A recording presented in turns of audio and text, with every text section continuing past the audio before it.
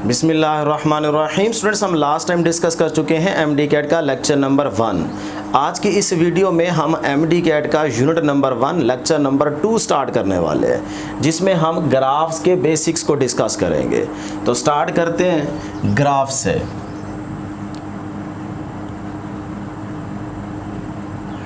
Students याद रखिएगा, graph में हम दो चीज़ें डिस्कस करेंगे। Number 1 slope. अब स्लोप क्या होता है जी? स्लोप का मतलब होता है ढलवान। अब जहाँ पे ढलवान ज़्यादा होगी वहाँ पे स्लोप ज़्यादा होगा, जहाँ पे ढलवान कम होगी स्लोप भी वहाँ पे क्या होगा? कम होगा। और दूसरी चीज़ स्टूडेंट्स हम ग्राफ के अंदर डिस्कस करते हैं जी एरिया। अब स्लोप क्या होता है हमारे पास? स्लोप को बेसिकली हम ग्रेडियंट भी कहते हैं। ग्रेडियंट जो कि स्टूडेंट्स किसके इक्वल होता है? tan थीटा के इक्वल होता है। अब tan थीटा आप सब बच्चों को पता है किसके बराबर होता है? tan थीटा बराबर होता है परपेंडिकुलर ओवर बेस। अगर आपको याद हो तो मैथ के अंदर स्टूडेंट्स आपने स्लोप का मैथमेटिकल फार्मूला याद रखा हुआ है। स्लोप को m से डिनोट करते हैं और ये बराबर होता है delta y over delta x, जिसको आप लिखते थे y2 minus y1 divide by x2 minus x1। ठीक है जी। अगर इसी चीज़ को स्टूडेंट्स हम xy प्लेन में डिस्कस करना चाहें, x एक्सिस के अलॉन्ग हम लेट करें t ले लेते हैं और y एक्सिस के अलॉन्ग हमारे पास क्या है? v। अब यहाँ से स्लोप को कैसे कैलकुलेट करेंगे? तवज्जो कीजिएगा। स्लोप किसके इक्वल है? Delta Y over delta X, या फिर परपेंडिकुलर ओवर बेस कह लें। तो अब वाई एक्सिस के अलॉन्ग हमारे पास क्या है? इस चीज़ को देखते हुए, इस फार्मूले को देखते हुए वाई एक्सिस के अलॉन्ग देखें क्या है? v। तो ये बन गया जी delta v divide by x axis के अलॉन्ग हमारे पास क्या है? t। तो ये आ जाएगा डेल्टा t। अब ज़रा गौर से देखें, डेल्टा वी और डेल्टा टी किसके इक्वल होता है? यानी कि यहाँ पे वी टी ग्राफ हमें किस चीज़ की इन्फॉर्मेशन दे रहा है? एक्सेलरेशन की इन्फॉर्मेशन दे रहा है। ठीक हो गया जी। तो स्लोप हमारा यही है, एक्सेलरेशन। अब स्टूडेंट्स आगे चलते हैं कि याद रखिएगा स्लोप जो है ये डिपेंड करता है इस थीटा पे। ये जो स्लोप है ये डिपेंड करता है इस थीटा पे। थीटा जैसे जैसे आपका इंक्रीज़ होगा स्लोप भी इंक्रीज़ होगा। ज़रा इसको एक्स वाई प्लेन में गौर से देखिएगा। लेट करें जी ये हमारे पास स्ट्रेट लाइन है 1। ठीक है। अब इस 1 लाइन का इस एक्स एक्सिस के साथ एंगल देखें क्या है? थीटा 1। ठीक है। लेट करें इसका नाम क्या है? थीटा। अब इसी तरह से अगर इस लाइन का हम एक्स एक्सिस के साथ एंगल देखें तो ये क्या बन रहा है जी? थीटा 2। ठीक हो गया जी। इसी तरह से अगर इस लाइन का एक्स एक्सिस के साथ एंगल देखें तो ये हमारे पास क्या आ रहा है जी? थीटा 3। ठीक है। ये 2 वाली लाइन और ये 3 वाली लाइन। अब यहाँ पे गौर कीजिएगा, एंगल क्या होता जा रहा है? आपका बढ़ता जा रहा है, थीटा बढ़ता जा रहा है। तो जहाँ पे जैसे जैसे आपका एंगल बढ़ रहा होगा थीटा बढ़ता जाएगा, याद रखिएगा tan थीटा की वैल्यू भी बढ़ती जाएगी। और अगर tan थीटा की वैल्यू बढ़ती जाएगी तो tan थीटा क्या हमें बताता है? हमारा स्लोप है ना। तो इसका मतलब tan थीटा की वैल्यू बढ़ने से स्लोप भी हमारा बढ़ेगा, इंक्रीज हो जाएगा। tan थीटा के बढ़ने से स्लोप भी बढ़ता है। अब स्टूडेंट्स इसको चेक करते हैं वैल्यूज़ के हिसाब से। देखें ये हमारे पास लेट करें 30 की लाइन है, ये 45 पे और ये 60 पे और यहाँ पे 90। इस चीज़ को चेक कर लेना। ये एक्स एक्सिस, ये वाई एक्सिस, 30, 45 और ये 60। ये यहाँ पे इसको ऐसे प्लेस कर लेते हैं। ठीक हो गया जी यहाँ तक। तो अब देखते हैं, ज़रा चेक करते हैं। अगर आपके पास एंगल क्या हो जी? थीटा, और यहाँ पे हम चेक करते हैं tan थीटा की वैल्यू। एंगल कितना है? 30। जब एंगल 30 होगा तो tan 30 की वैल्यू क्या होगी? 1 ओवर स्क्वायर रूट 3। अब 1 ओवर स्क्वायर रूट 3 का आंसर क्या आता है? 0.577। चेक कर लीजिएगा। उसके बाद एंगल क्या है? 45। तो 45 जब एंगल होता है तो आपकी tan थीटा की वैल्यू क्या आती है? 1। अब 0.5 से तो आपका आंसर बढ़ गया ना। उसके बाद अगर एंगल लें 60 तो tan 60 की वैल्यू क्या होती है √3, जिसका आंसर आएगा 1.7 या समथिंग। इसको चेक कर लें, 1 से ग्रेटर ही आएगा। उससे नेक्स्ट एंगल क्या है 90। अब जब एंगल 90 होगा तो tan 90 की वैल्यू क्या होती है इन्फिनिटी।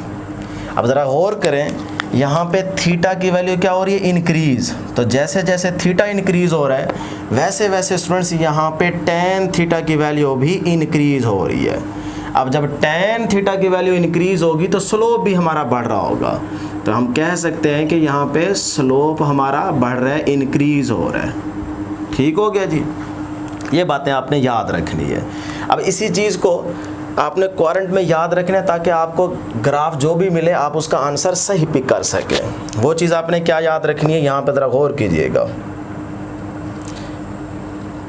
अच्छा, इसको डिस्कस करने से पहले हम इसी से रिलेटेड इस कॉन्सेप्ट के लिहाज से एक MCQs भी यहाँ पे सॉल्व कर लेते हैं। तो मैं यहाँ पे आपसे MCQs भी पूछ लेता हूँ। अभी मैंने क्या बताया कि जिसकी ढलवान ज़्यादा उसका स्लोप ज़्यादा, ये बात माइंड में रखिएगा।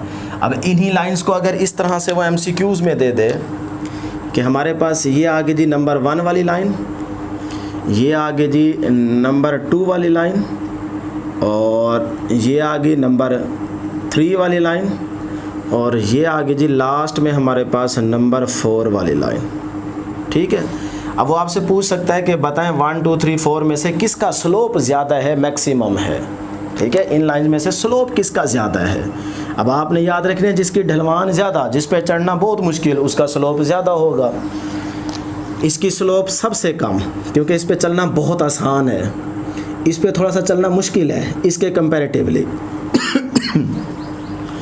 इससे ज़्यादा इस पे चढ़ना मुश्किल है, तो इसका मतलब इसकी स्लोप कम, इसकी स्लोप ज़्यादा।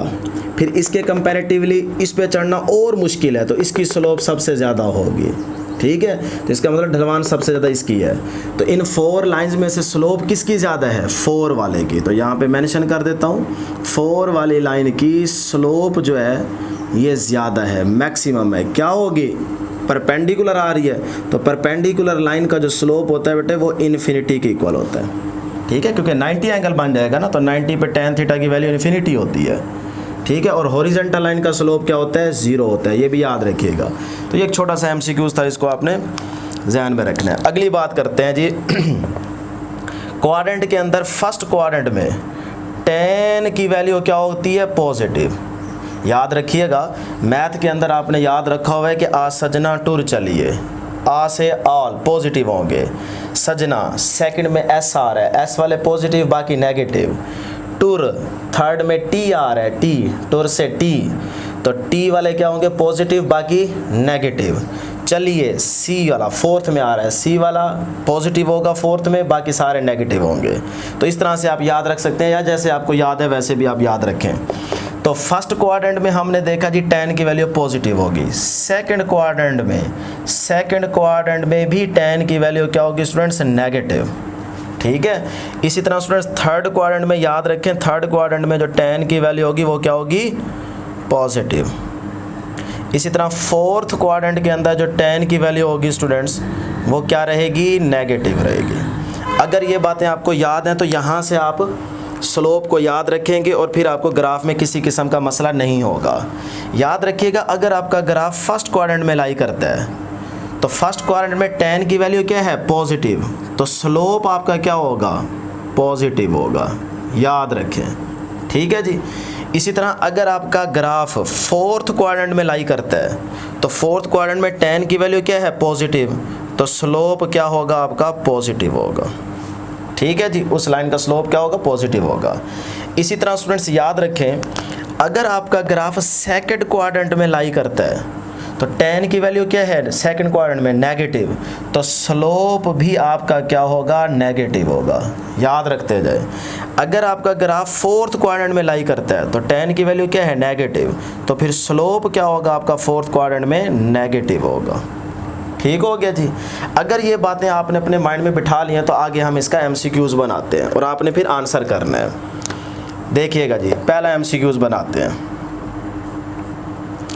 अगर ये y एक्सिस के अलॉन्ग हम v ले लें और x एक्सिस के अलॉन्ग हमारे पास क्या हो, t, और ये हमारे पास एक लाइन हो या ग्राफ हो, ये। अब मुझे आप इस लाइन का स्लोप बताएं कि पॉजिटिव होगा कि नेगेटिव होगा।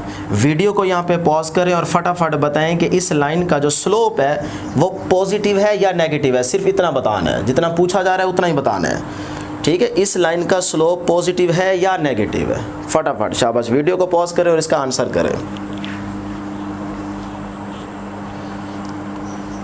जल्दी करें भाई, ईमानदारी के साथ वीडियो को पॉज करें, खुद इस पे इसको गौर से सोचें, देखें, इस चीज़ को याद रखते हुए अभी जो बताई है, तो आपको आंसर जल्दी मिल जाएगा।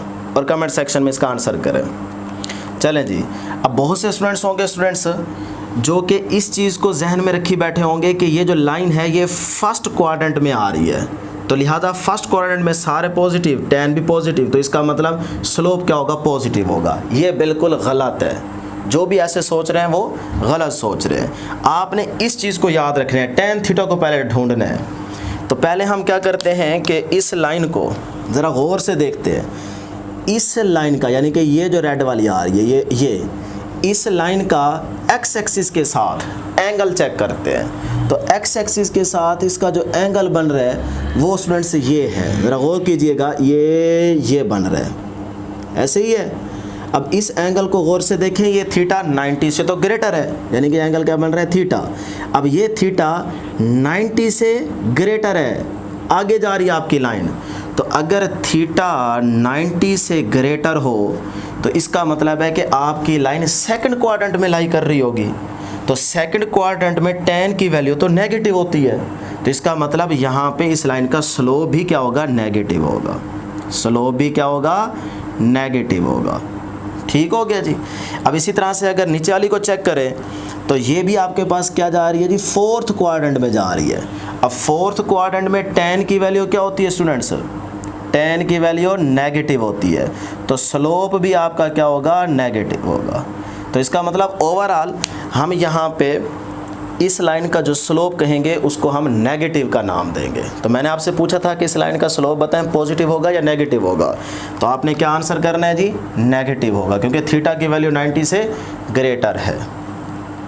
अब एक और MCQ डिस्कस कर लेते हैं कि अगर हमारे पास ये एक स्ट्रेट लाइन आ जाए T और यहाँ पे V ले लें, और ये आपके पास लाइन है जिसका एंगल क्या है, थीटा, एक्स एक्सिस के साथ। अब ज़रा गौर करें इस लाइन का स्लोप क्या होगा, पॉजिटिव या नेगेटिव। अब आपको पता चल गया कि थीटा यहाँ पे क्या है, 90 से लेस है। देखिए ना, 90 से तो लेस है थीटा। अब थीटा 90 से अगर लेस हो तो इसका मतलब हम फर्स्ट क्वाड्रेंट में लाई कर रहे होंगे। तो फर्स्ट क्वाड्रेंट में tan की वैल्यू क्या होती है, पॉजिटिव, तो स्लोप भी आपका क्या होगा, पॉजिटिव होगा। ठीक है, यहाँ से आपने क्या सीखा इन दो ग्राफ से या MCQ से, आपने सीखा एक नोट, वो क्या है कि जब थीटा ग्रेटर होगा 90 से, जब थीटा 90 से ग्रेटर होगा तो आपका जो स्लोप होगा वो भी नेगेटिव होगा। यही सीखा आपने। दूसरी क्या बात सीखी, थीटा जब लेस होगा 90 से तो फिर आपका स्लोप जो है वो क्या होगा, पॉजिटिव होगा।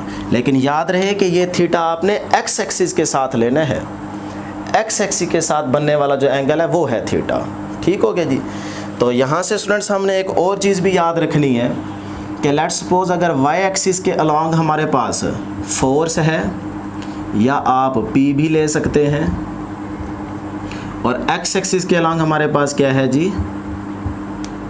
T है। सही है। अब आपसे पूछा जा सकता है कि PT ग्राफ आपको किस चीज़ की इंफॉर्मेशन दे रहा है, तो इसको चेक करें। अभी जो रिलेशन हमने यूज़ किया है delta Y over delta X, यही आप अप्लाई करें। डेल्टा वाई एक्सिस के अलॉन्ग क्या है, P, तो इसका मतलब डेल्टा P। एक्स एक्सिस के अलॉन्ग क्या है, T, तो ये आ गया डेल्टा T। अब rate of change of momentum क्या होता है जी, फोर्स के इक्वल होता है, फोर्स के इक्वल होता है। तो इसका मतलब PT ग्राफ हमें किस चीज़ की इंफॉर्मेशन यहाँ पे दे रहा था, फोर्स की इंफॉर्मेशन दे रहा था। तो ये भी आपका MCQ है। तो ये थी स्टूडेंट्स हमारे पास स्लोप की डिस्कशन, जिसका हमने बेसिक यहाँ पे कॉन्सेप्ट डिस्कस किया है। अब हम स्टूडेंट्स आगे चलते हैं एरिया की तरफ। अब हम डिस्कस करते हैं एरिया को।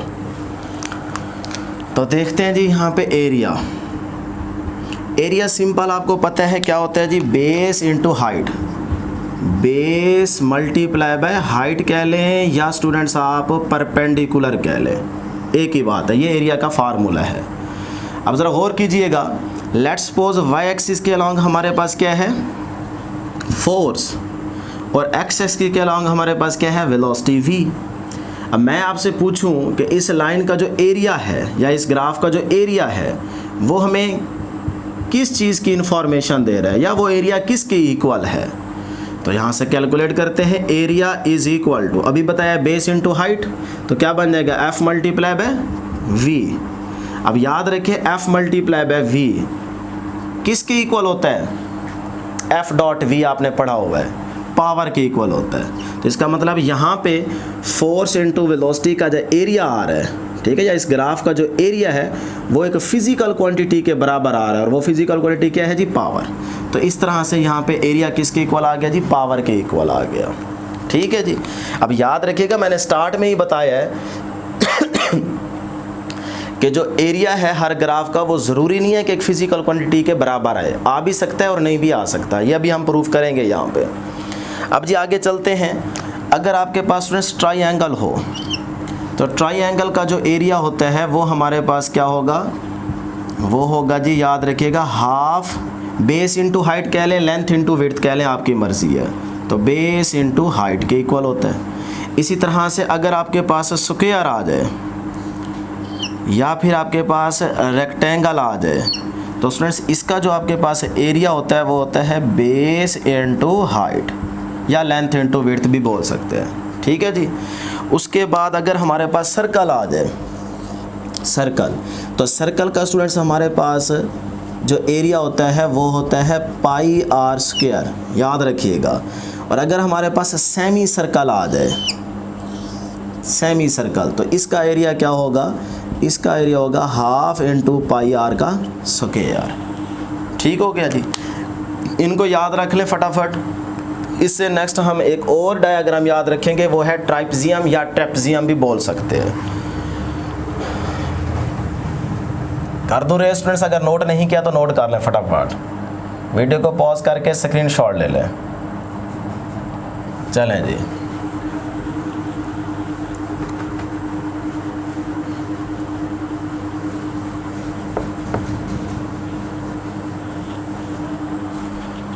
अब आपने एक डायग्राम और याद रखनी है, वो क्या है जी, ट्रेपजियम। ट्राइपजियम होती है ना, लफ्ज़ होता है जी ट्राइपजियम या ट्रेपजियम। ठीक है जी। अब स्टूडेंट्स ये डायग्राम किस तरह की होगी, याद रखिएगा, ऐसी डायग्राम जिसमें दो साइड्स पैरेलल आ रही हो तो वो आपके पास ट्राइपजियम होती है। जैसे लेट्स सपोज ये एक डायग्राम हम बना रहे हैं, ये ठीक है। अब देखें ये दो साइड्स आपस में क्या हैं, पैरेलल, इसको कह देते हैं ए, इसको कह देते हैं बी, तो ये एक ट्रेपजियम है। उसके बाद अगर हम एक और डायग्राम यहाँ पे देखें,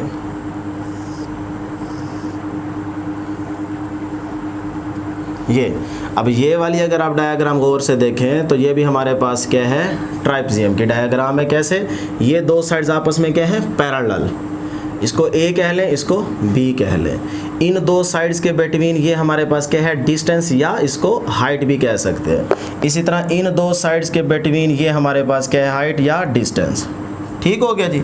अब इसका एरिया क्या होगा, तो याद रखिएगा ट्रेपजियम का जो एरिया होता है वो होता है जी half into sum of two parallel sides. याद रखिएगा, sum of two parallel sides, तो दो पैरेलल साइड्स का सम a प्लस बी बन जाएगा, मल्टीप्लाई या इनटू डिस्टेंस या height between two parallel sides. तो दो पैरेलल साइड्स के बिटवीन डिस्टेंस या हाइट क्या है जी, h, तो ये आ गया h। तो ये आपके पास ट्राइपजियम का मैथमेटिकल फार्मूला बन जाएगा।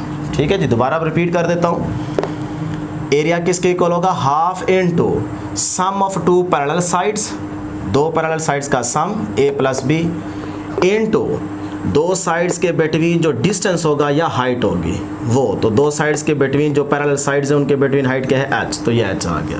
तो ये ट्राइपजियम का एरिया है। अब स्टूडेंट्स इससे आगे चलते हैं कि हमारे पास कुछ इंपॉर्टेंट MCQs हैं जिनको हमने डिस्कस करना है, और ये MCQs के लिए इम्पोर्टेंट है। तो सबसे पहला स्लोप देखें, अपना MCQs देखें, सॉरी, क्योंकि गर्मी बहुत ज़्यादा है ना, तो जब बंदा थक जाए तो उसका फिर फ्लो सही नहीं बनता। तो पहला एमसीक्यू है जी, slope of displacement time graph. तो slope of displacement time graph हमें किस चीज़ की इंफॉर्मेशन देता है? शाबाश, फटाफट बताएं। वीडियो को पॉज करें और ये सारे आंसर आपने खुद बताने हैं, फिर इसको करने के बाद आपने आंसर मैच करने हैं, ठीक है। तो slope of displacement time graph हमें इंफॉर्मेशन देता है जी वेलोसिटी की।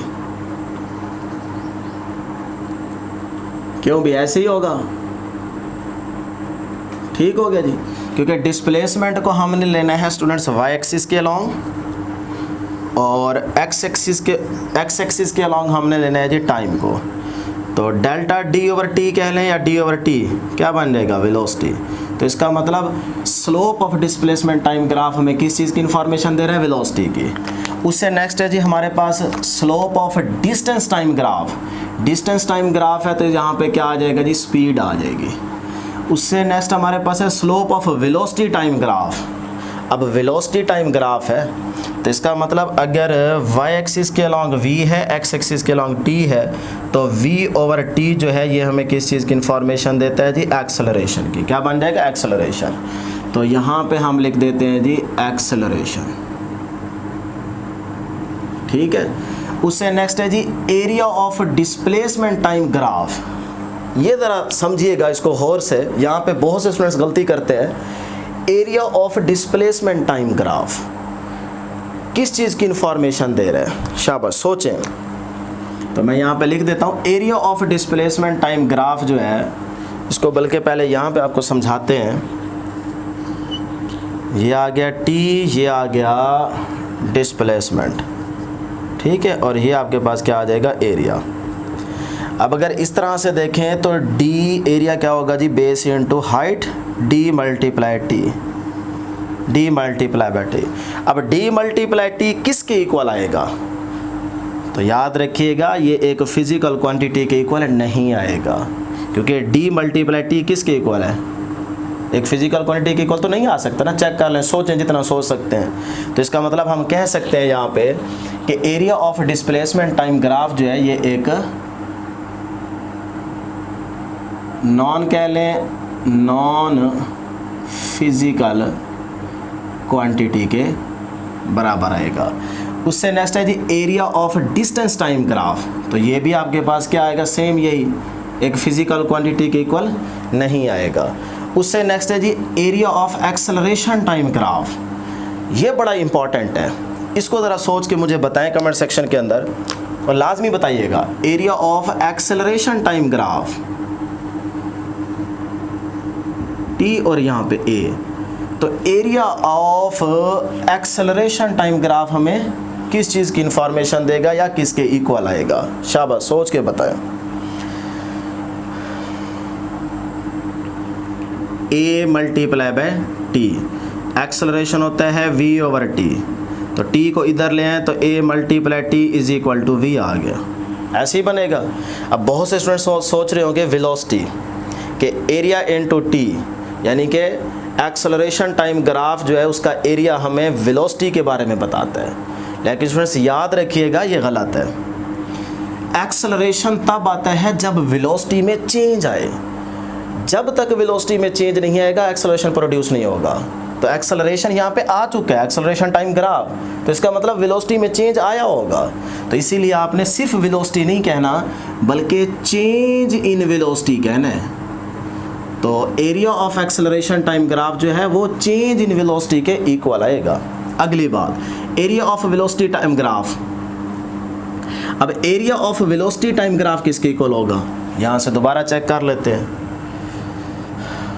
v is equal to d over t होता है, यहाँ से d को निकालें तो ये बनता है v मल्टीप्लाई टी, तो वेलोसिटी मल्टीप्लाई बाय टाइम। तो वी टी ग्राफ का एरिया किसके इक्वल आ रहा है? डिस्टेंस के इक्वल आ रहा है। ठीक है जी, तो मैं यहाँ पे लिख देता हूँ डिस्टेंस। उससे नेक्स्ट फिर मैंने यही लिखा है area of velocity time graph. अब फिर बच्चे कहेंगे सर जी तो आपने रिपीट कर दिया है, लेकिन याद रखें मैं इसको डिस्प्लेसमेंट लिखने लगा हूँ। एक दफ़ा मैंने डिस्टेंस लिखा, एक दफ़ा मैंने डिस्प्लेसमेंट लिखा। अब ज़रा गौर कीजिएगा, ऐसा हमें कब पता चलेगा कि डिस्प्लेसमेंट लिखना है और डिस्टेंस लिखना है? आप सोच रहे होंगे कि हमें कैसे पता चलेगा कि वेलोसिटी टाइम ग्राफ डिस्टेंस के इक्वल है या डिस्प्लेसमेंट के इक्वल है, हमने इन दोनों में से किसको याद रखना है, यही सोच रहे होंगे ना।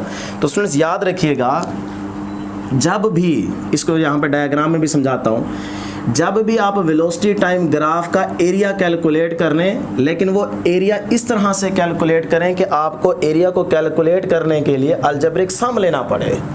तो अगर आप अलजेब्रिक सम ले रहे हैं तो फिर आपने डिस्प्लेसमेंट कहना है, और अगर वो आपको स्टेटमेंट के अंदर वेलोसिटी टाइम ग्राफ का एरिया कहे, टोटल एरिया फाइंड करो, total area of the VT graph, फिर से कह रहा हूँ total area of the VT graph कहे तो फिर आपने डिस्टेंस को सिलेक्ट करना है।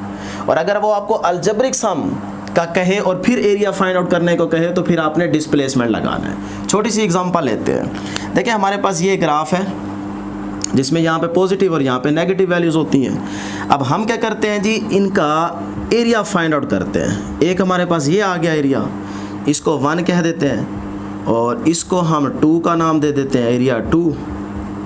और ये हमारे पास क्या आ गया जी, एरिया 3 का इसको नाम दे देते हैं। ठीक हो गया जी, A1 A2 और ये आ गया A3। अब अगर इस तरह का ग्राफ देके आप इसका टोटल सम ले लें, सिर्फ आप सिंपल क्या करें जी, सम ले लें। कैसे, A1 plus A2 plus A3, इस तरह से अगर आपने सिंपल सम लिया है तो फिर जो भी इसका रिजल्ट आएगा वो आपके पास क्या होगा जी, डिस्टेंस के इक्वल होगा, डिस्टेंस के इक्वल होगा। ये बात याद रखनी है। तो जब भी टोटल एरिया फाइंड आउट करने को कहे तो डिस्टेंस के इक्वल करना है। अगर आप यहाँ पे अलजेब्रिक सम लें, अब अलजेब्रिक सम में क्या होगा कि आपने उसी साइन कन्वेंशंस के साथ एडिशन करनी होगी, सम करना होगा। अब देखें पहला ग्राफ देखें तो ये किस में अलाई कर रहा है, पॉजिटिव वैल्यू में, तो इसका मतलब ये आ जाएगा जी A1 प्लस का A1। ठीक है जी, अगर नाम भी लिखें तो कोई मसला नहीं है। अच्छा A1 आ गया, फिर उससे नेक्स्ट देखें एरिया 2 नेगेटिव में अलाई कर रहे हैं तो प्लस इंटू माइनस का A2 लिखेंगे। ठीक है, फिर प्लस एरिया 3 पॉजिटिव में तो प्लस इंटू A3। अगर इस तरह से अलजेब्रिक सम आप लेंगे तो अब आपका रिजल्ट आएगा तो वो आप लिखेंगे डिस्प्लेसमेंट। तो ये डिस्प्लेसमेंट के इक्वल आएगा। ये है जी इन दोनों का मतलब। ठीक है जी। अब स्टूडेंट्स हम इससे नेक्स्ट चलते हैं जी, डिस्प्लेसमेंट टाइम ग्राफ को डिस्कस करते हैं। अब है जी हमारे पास डिस्प्लेसमेंट टाइम ग्राफ, जिसके अंदर ये 7 ग्राफ हम देखेंगे। इनको डिस्कस करने से पहले मैं तमाम देखने वाले स्टूडेंट्स से कहना चाहूँगा कि वीडियो को लाइक और शेयर ज़रूर किया करें। देखिए बिल्कुल हम आपको फ्री लेक्चर देते हैं, जबकि वीडियो बनाना बहुत मुश्किल काम है। तो जितना हमसे हो सकता है उतना हम आपके साथ शेयर ज़रूर करते हैं। तो जब आप कंट्रीब्यूट करते हैं तो यकीन करें कि आपको रिवॉर्ड भी मिलता है और आप अपने टारगेट को भी अचीव कर लेते हैं। जब आप कंट्रीब्यूट नहीं करते, सिर्फ आपका माइंड और आपकी नज़र सिर्फ रिवॉर्ड पे रहती है, तो फिर आप रह जाते हैं, फिर आपका टारगेट भी अचीव नहीं हो पाता। तो इसीलिए कंट्रीब्यूट लाजमी क्या करें, फिर आप जाके रिवॉर्ड हासिल करते हैं। तो इसीलिए मैं चाहूँगा कि आज की इस वीडियो में आपकी जो कंट्रीब्यूशन है वो सिर्फ इतनी है कि आप जितना हो सकता है मैक्सिमम स्टूडेंट्स तक इसको शेयर ज़रूर करें। तो स्टार्ट करते हैं जी डिस्प्लेसमेंट टाइम ग्राफ में। सबसे पहला ग्राफ देखिएगा जी, ये हमारे पास डिस्प्लेसमेंट टाइम ग्राफ है। इसमें हमने डिस्प्लेसमेंट बताना है, वेलोसिटी के बारे में बताना है और उसके साथ साथ एक्सेलरेशन और स्लोप के बारे में इंफॉर्मेशन देनी है। तो सबसे पहले देखें कि इस ग्राफ को कि हमारे पास एक हॉरिजॉन्टल स्ट्रेट लाइन है। तो हॉरिजॉन्टल स्ट्रेट लाइन है तो इसका मतलब डिस्प्लेसमेंट क्या है, कांस्टेंट। तो हम कह सकते हैं डिस्प्लेसमेंट कांस्टेंट है, या फिर यूनिफॉर्म कह दें, या फिर एट रेस्ट कह दें, जिसमें डिस्प्लेसमेंट में चेंज नहीं आ रहा, ज़ीरो है। ठीक है जी। उससे नेक्स्ट हमारे पास क्या है जी, इसी में वेलोसिटी क्या होगी। इस ग्राफ को देखिए, डिस्प्लेसमेंट में चेंज नहीं आ रहा क्योंकि यहाँ पे आप रुके हुए हैं, टाइम बढ़ रहा है लेकिन डिस्प्लेसमेंट नहीं बढ़ रहा। तो इसीलिए डिस्प्लेसमेंट में अगर चेंज नहीं आ रहा तो वेलोसिटी क्या होगी, ज़ीरो। अगर वेलोसिटी ज़ीरो है तो एक्सेलरेशन क्या हो जाएगा जी, ज़ीरो। क्यों? क्योंकि वेलोसिटी आपके पास ज़ीरो है। अब स्लोप क्या होगा, तो अगर एक्सेलरेशन ज़ीरो है, वेलोसिटी ज़ीरो है, तो स्लोप क्या होगा, ज़ीरो। क्यों? क्योंकि थीटा हमारे पास क्या है, ज़ीरो। अब थीटा ज़ीरो कैसे है, ये हमारे पास हॉरिजॉन्टल लाइन है ना, straight line, horizontal straight line, तो एक्स एक्सिस के पैरेलल है, तो यहाँ पे थीटा क्या होगा, ज़ीरो। तो इसका मतलब इस पॉइंट पे चेक करें, इस पॉइंट पे चेक करें, इस पॉइंट पे चेक करें, एंगल हमारे पास ज़ीरो ही रहेगा। तो अगर थीटा ज़ीरो है तो टेन थीटा स्लोप होता है, थीटा की जगह ज़ीरो, टेन ज़ीरो ज़ीरो ही आएगा, तो स्लोप क्या होगा जी, ज़ीरो होगा। उससे नेक्स्ट हम सेकंड ग्राफ को देखते हैं, जिसमें हमारे पास एक इनक्लाइंड स्ट्रेट लाइन आ रही है। तो इनक्लाइंड स्ट्रेट लाइन में डिस्प्लेसमेंट क्या हो रहा है जी, यूनिफॉर्मली इंक्रीज हो रहा है, देख सकते हैं यूनिफॉर्मली इंक्रीज हो रहा है। वेलोसिटी क्या होगी, वेलोसिटी भी हमारे पास क्या होगी, यूनिफॉर्म। वेलोसिटी क्या होगी, यूनिफॉर्म। वेलोसिटी में चेंज नहीं आ रहा, क्यों, क्योंकि यूनिफॉर्मली इंक्रीज हो रहा है डिस्प्लेसमेंट। तो वेलोसिटी क्या है जी, यूनिफॉर्म। जब भी आप यहाँ पे वैल्यूज़ लेंगे, अगर किसी स्टूडेंट को समझ नहीं आ रही तो देख ले कि अगर आप यहाँ पे वैल्यू लें इस पॉइंट पे, फिर आप यहाँ पे चेक करें, फिर आप यहाँ पे चेक करें, तो d over t find out करते जाएंगे तो जो आपके पास वेलोसिटी आती जाएगी। तो जो भी यहाँ पे आप वैल्यूज़ पुट करेंगे तो इस तरह से आप हर पॉइंट पे जब वेलोसिटी का आंसर निकालेंगे तो वो एक जैसा आएगा। तो इसीलिए हमने कहा वेलोसिटी क्या होगी, यूनिफॉर्म होगी, यूनिफॉर्म होगी।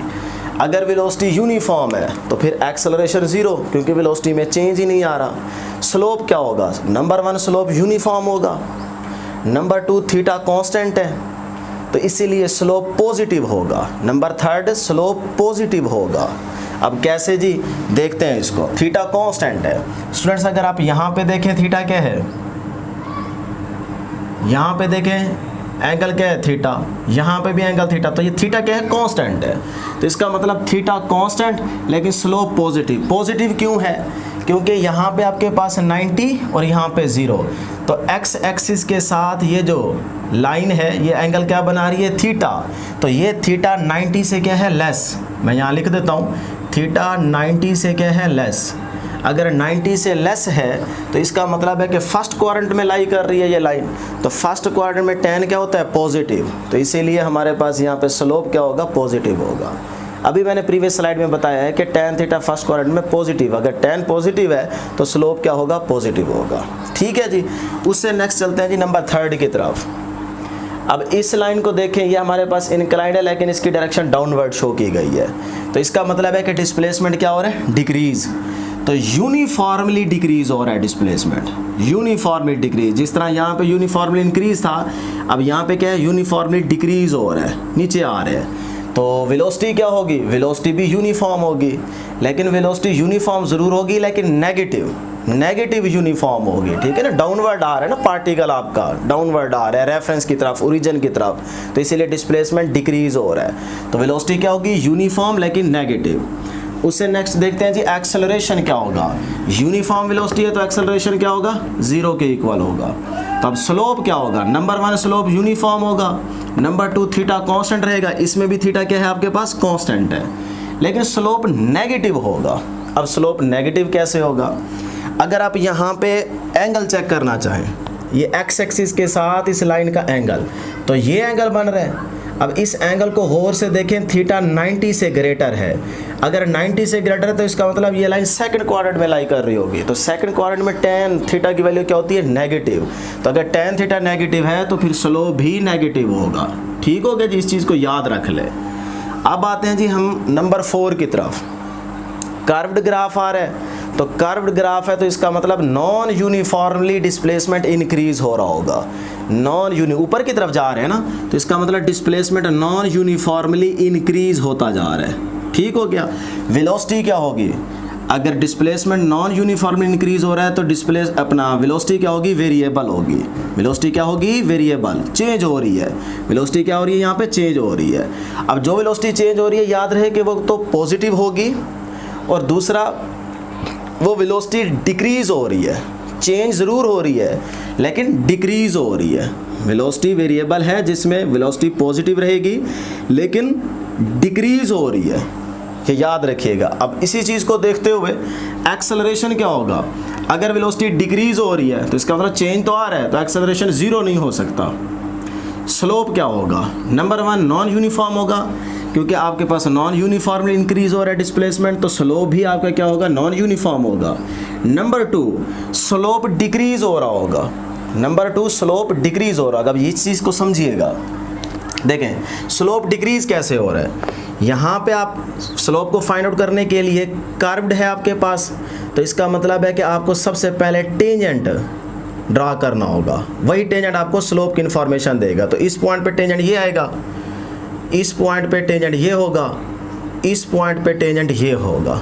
ठीक हो गया जी। अब ये टेंजेंट लाइन हमने ड्रॉ कर ली। अब ज़रा गौर कीजिएगा, यहाँ ढलवान ज़्यादा है, ठीक है, यहाँ पे देखें ना ढलवान ज़्यादा है, यहाँ कम, फिर यहाँ और कम।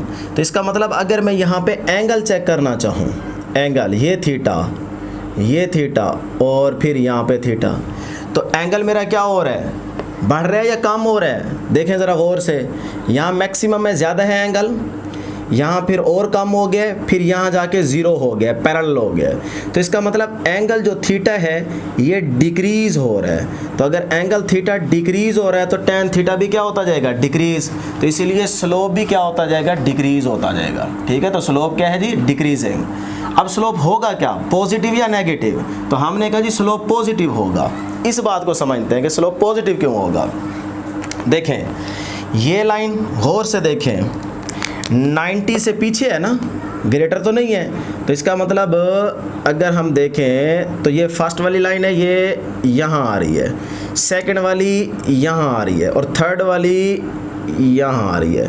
तो देखें इसका मतलब 90 से पीछे हैं। तो अगर 90 से हम पीछे हैं तो फर्स्ट क्वाड्रेंट में लाई कर रहे हैं, तो फर्स्ट क्वाड्रेंट में टैन क्या होता है, पॉजिटिव। तो इसका मतलब स्लोप आपका पॉजिटिव होगा। ठीक हो गया जी यहाँ तक। अब ज़रा इस चीज़ को देखिएगा कि एक्सेलरेशन पॉजिटिव होगा या नेगेटिव होगा। ज़ीरो तो नहीं होगा ना, लेकिन पॉजिटिव होगा या नेगेटिव होगा। तो हमने आपको फर्स्ट लेक्चर में बताया था कि अगर वेलोसिटी आपकी डिक्रीज़ हो रही हो तो एक्सेलरेशन नेगेटिव होगा। ठीक है, तो आप यहाँ पे लिख दें एक्सेलरेशन क्या होगा जी, नेगेटिव होगा। उससे नेक्स्ट चलते हैं जी नंबर 5 की तरफ। फिर हमारे पास है कर्व्ड आ रही है जी ग्राफ। तो अगर ग्राफ कर्व्ड है तो इसका मतलब डिस्प्लेसमेंट नॉन यूनिफॉर्मली इंक्रीज हो रहा है, ऊपर की तरफ जा रहे हैं ना, तो डिस्प्लेसमेंट नॉन यूनिफॉर्मली बढ़ता जा रहा है। उससे नेक्स्ट देखते हैं वेलोसिटी को। अब अगर डिस्प्लेसमेंट बढ़ रहा है तो वेलोसिटी क्या होगी, वेरिएबल। वेलोसिटी क्या होगी, वेरिएबल।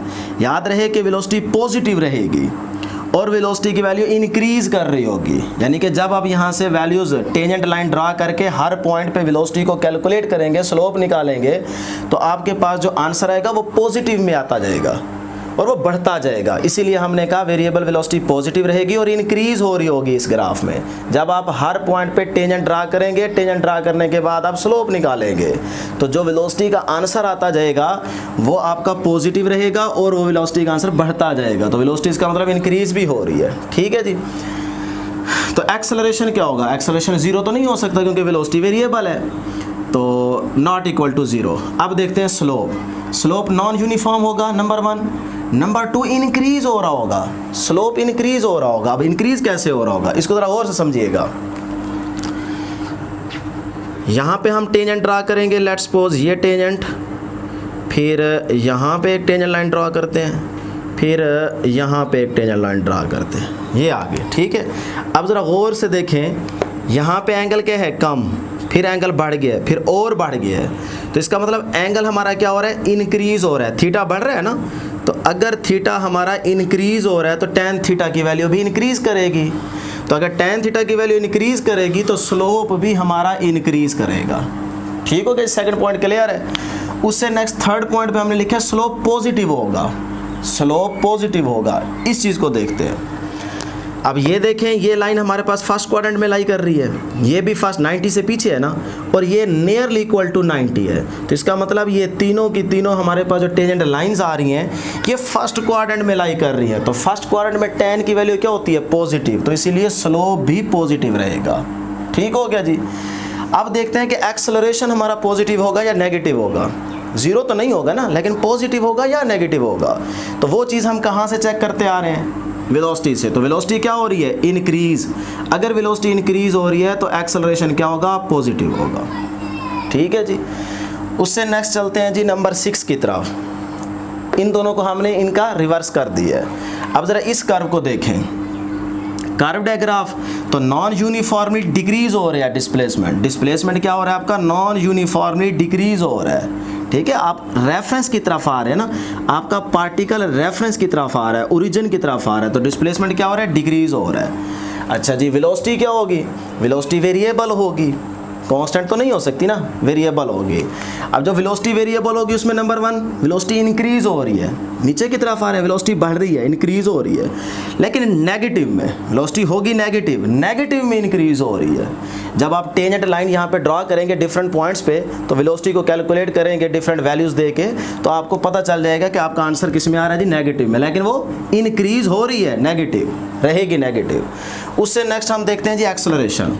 अब अगर वेलोसिटी वेरिएबल है तो एक्सेलरेशन 0 तो नहीं हो सकता, नॉट इक्वल टू 0 होगा।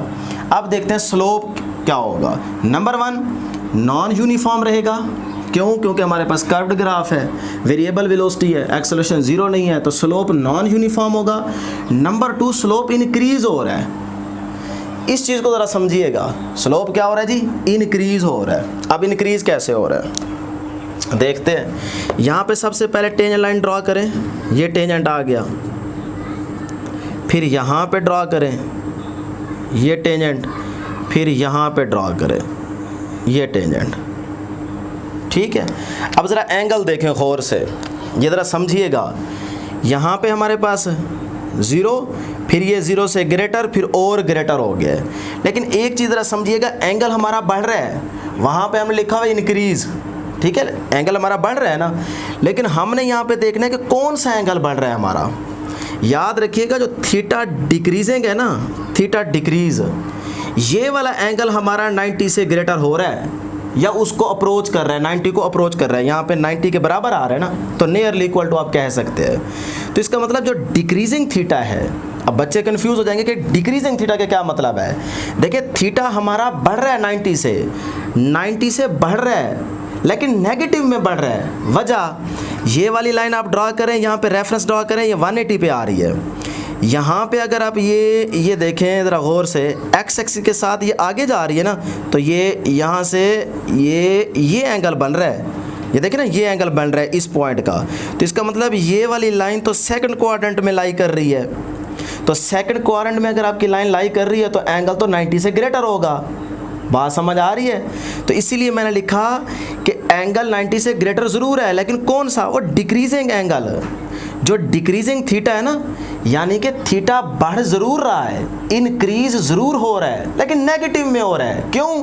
क्योंकि आप सेकंड क्वाड्रेंट में चले गए हैं। तो इसीलिए हमने लिखा थीटा डिक्रीजिंग ग्रेटर है 90 से। तो इसका मतलब एंगल आपका बढ़ ज़रूर रहा है, लेकिन नेगेटिव में। सेकंड क्वाड्रेंट में आपके जैसे ही 180 के करीब पहुंचेंगे तो आपका जो आंसर होगा tan 180 0 के बराबर है ना। तो देखें आंसर छोटा होता जा रहा है, एंगल बढ़ता जा रहा है, लेकिन आंसर छोटा होता जा रहा है। छोटा आंसर का मतलब मैंने थीटा डिक्रीज का नाम मेंशन कर दी है।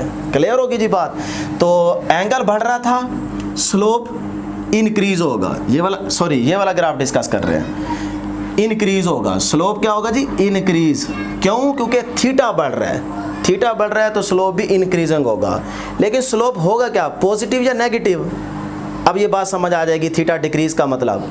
हमने कहा बढ़ जरूर रहा है थीटा, जिसकी वजह से हमने कहा स्लोप इंक्रीजिंग है, लेकिन स्लोप होगा क्या, पॉजिटिव या नेगेटिव? तो वो हमने देखा कि ये सारी आपकी जो टेंजेंट लाइंस हैं ये तो सेकंड क्वाड्रेंट में लाई कर रही हैं।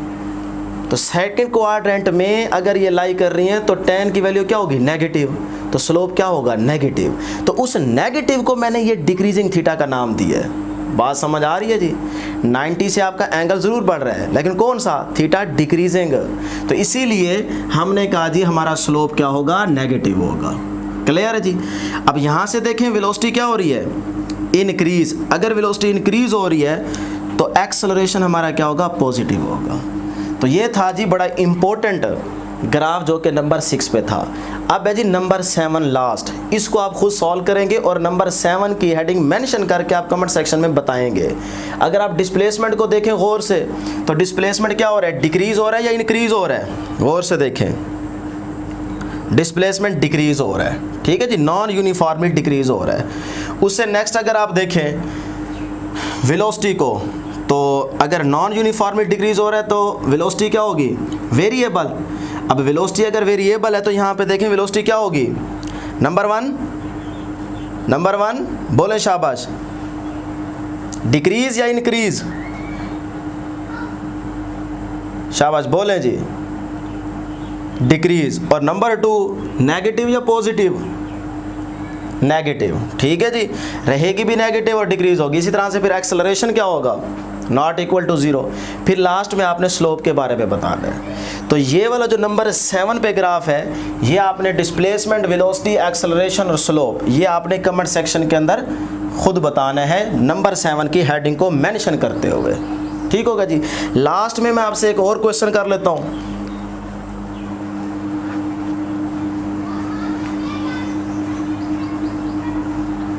अगर मैं आपसे पूछूं कि ये जो ग्राफ है डिस्प्लेसमेंट टाइम ग्राफ या पोजीशन टाइम ग्राफ भी आप कह सकते हैं, इधर कह लीजिए डिस्प्लेसमेंट और इधर कह लें टाइम। अगर इस तरह का आपको ग्राफ दिया जाए, ये ग्राफ, तो बताएं कि ये ग्राफ किस चीज़ की इंफॉर्मेशन दे रहा है, ये हमें ग्राफ क्या बता रहा है, ये भी आपने कमेंट सेक्शन में बताना है। वीडियो को पॉज करें, पहले बताएं, फिर उसके बाद अपने आंसर को मेरे आंसर से मैच करें। अब अगर आप गौर करें, मैं आपसे कहूं कि इसका डिस्प्लेसमेंट भी फाइंड आउट करें, वेलोसिटी भी फाइंड आउट करें, एक्सेलरेशन भी बताएं और स्लोप के बारे में भी बताएं, ठीक है। तो ये आपने लाजमी बताना है। अब बहुत से स्टूडेंट्स बताएंगे, सोच रहे होंगे कि फटाफट इसको देखते हैं, इसको इससे मैच करते हैं, इसको यहाँ से मैच करते हैं, इसका रिवर्स कर देते हैं। तो ऐसा नहीं है। आपने एक बात याद रखनी है कि जब भी एक इंस्टेंट पे पार्टिकल की 2 पोजीशंस आ जाए, एक इंस्टेंट पे पार्टिकल की 2 पोजीशंस आ जाए, तो फिर इसका मतलब होता है कि ये पॉसिबल ही नहीं है। यानी कि एक पार्टिकल पे इंस्टेंट पे पार्टिकल की 2 पोजीशंस हो ही नहीं सकती, इम्पॉसिबल है ये। तो इसीलिए कोशिश नहीं करनी कि ये सारी चीज़ें इसमें फाइंड आउट करने लग जाएं, ठीक है। उससे नेक्स्ट अगर ये ग्राफ आपको दे दिया जाए और पूछा जाए कि ये ग्राफ क्या बता रहा है, तो बताएं कि ये ग्राफ क्या बता रहा है, किस चीज़ की इंफॉर्मेशन दे रहा है आपको। इसको देख के आप क्या कहेंगे कि यह ग्राफ क्या बता रहा है। तो सुनिए, याद रखिएगा, यह ग्राफ बता रहा है कि एक पार्टिकल रेफरेंस की तरफ आ रहा है, अपने मीन या ओरिजिन की तरफ आ रहा है, और फिर उसके बाद वो ओरिजिन या रेफरेंस से दूर जा रहा है। बस यही कुछ बता रहा है। तो ये थी स्टूडेंट्स हमारे पास आज की डिस्कशन। उम्मीद करता हूँ कि आपको ज़रूर समझ आई होगी। आज के इतना ही, दुआ में याद रखिएगा। अल्लाह हाफिज़।